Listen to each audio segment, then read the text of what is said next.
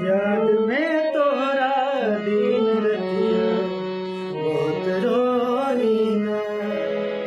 याद में तोहरा दिन रतिया बहुत रोईना।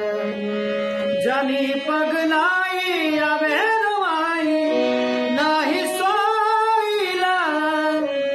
याद में तोहरा दिन रतिया बहुत रोईना।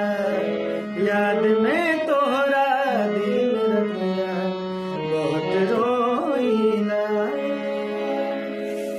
नमस्कार, प्रणाम। मैं आप सबका अपना भिखारी सिंगर विवेक कुमार और जीरो म्यूजिक से हमारा एक नया गाना आप सभी के बीच आया है। तो आप लोग जरूर सुने जीरो म्यूजिक पे जाके याद में रोईला और अपना प्यार आशीर्वाद दीजिए। कैसा लगा ये गाना आप सभी कमेंट करें और जो भी त्रुटि हुई उसके लिए भी आप लोग कमेंट जरूर करें ताकि अगले गाने में हम उससे गलतियों को सुधार सके।